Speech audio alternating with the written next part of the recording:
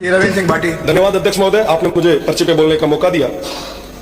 अध्यक्ष महोदय, वर्तमान में बाड़मेर, जैसलमेर, बीकानेर और पश्चिमी राजस्थान के किसानों के साथ में एक बहुत बड़ा कुठाराघात हो रहा है। वर्तमान सरकार किसानों को लेके बहुत संवेदनशील है। मेरा निवेदन है कि इस क्षेत्र में कई हाई टेंशन लाइनें निकल रही है, परंतु इसकी एवज में किसानों को न तो पूरा मुआवजा मिल रहा है, बल्कि किसानों को परेशान और हताश किया जा रहा है। ये जो काम चल रहा है न किसी योजनाबद्ध तरीके से हो रहा है। कोई जो सर्वे हुआ है वो सर्वे को छोड़ के बाकी जगह अवैध तरीके से ये काम जो हो रहा है। मेरा निवेदन रहेगा कि इस और ध्यान रखा जाए। साथ ही साथ जो हमारे अन्नदाता है उनके हक और अधिकारों की सुरक्षा करना हम सभी की जिम्मेदारी है और प्रदेश की सरकार इसको लेके एक कोई ठोस कदम उठाए। साथ ही साथ सरकार की जो गाइडलाइन है उसको किसी भी तरीके से अभी फॉलो नहीं किया जा रहा है, ये वाकई चिंता का विषय है। साथ ही साथ कंपनियों को जो जमीन चाहिए वो उनके लिए एक जमीन छोटा सा टुकड़ा होगा, पर किसी अन्नदाता के लिए वो उसका जीवन जीने का एक आधार है। इसके लिए किसानों को उनका पूरा हक और अधिकार पूरे तरीके से मिले।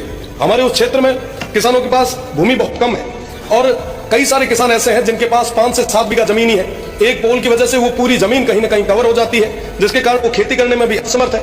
हमारा निवेदन ये है कि आप लाइनें निकालें, पर कम से कम उस किसान को पूरे तरीके से मुआवजा दें। वर्तमान में जो सहमत नहीं होता मुआवजे से, उसमें पुलिस और प्रशासन द्वारा एक दबाव बनाया जा रहा है, धमकाने की आए दिन ऐसी घटनाएं सामने आती है।